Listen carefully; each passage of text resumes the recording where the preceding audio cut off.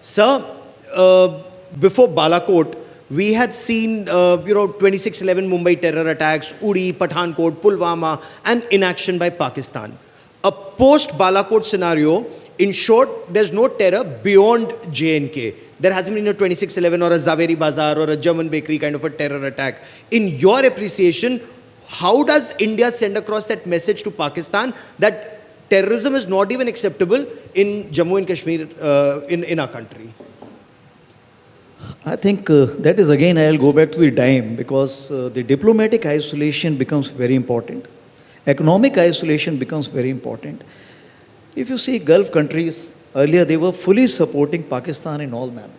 But today what happens? All this GCC is basically having a close relationship with India. That is what, even the loans which are coming from those countries are becoming the conditional loan. So what I am saying that for everything, it is not the kinetic from the army which is required to be done. It's a whole of nation approach.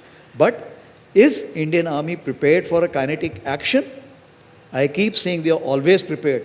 We will be assertive, but we'll only be aggressive in case we are forced upon. So let's spend a moment talking about the Agniveer scheme. Now that a few years have lapsed since the implementation of the scheme, what is the aggregate feedback you're getting from the troops and the officers about the efficacy of the scheme and potential suggestions you may have about how to make this more effective? So it's a very valid question, and there are always difference of opinion on this issue. And I, being the insider, I am getting the first-hand feedback of these issues. So let me assure the countrymen that this scheme is proving to be a very great success. And creme de la creme which is coming to us, and their urge to learn is somehow comparatively very, very high. As far as their capability to deliver, whatever we wanted them to deliver in 3 to 4 years, they are able to deliver. Now, coming on to what all is required to kind of make this scheme more effective, that we are already working on various issues. For example, are we looking at that their leave, something should be synergized with the normal soldier's leave?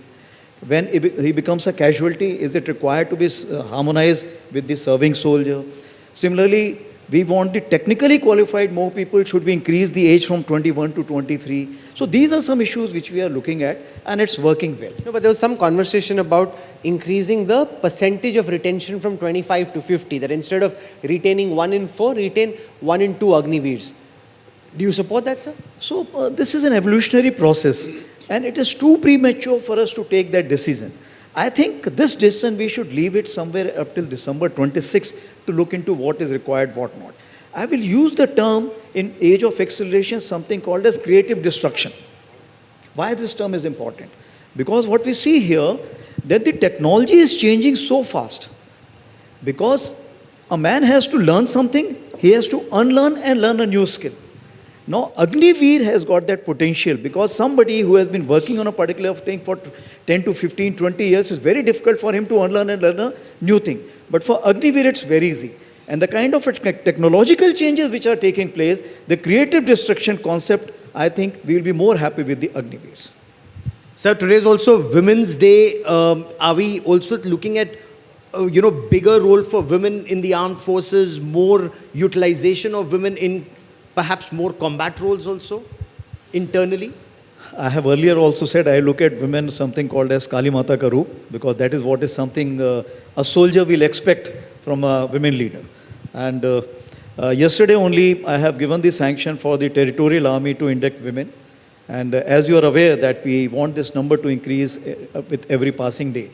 But we also need to see we are coming from which society, how the society is looking at women. Is the education gender neutral? Are we having the colleges which are mixed?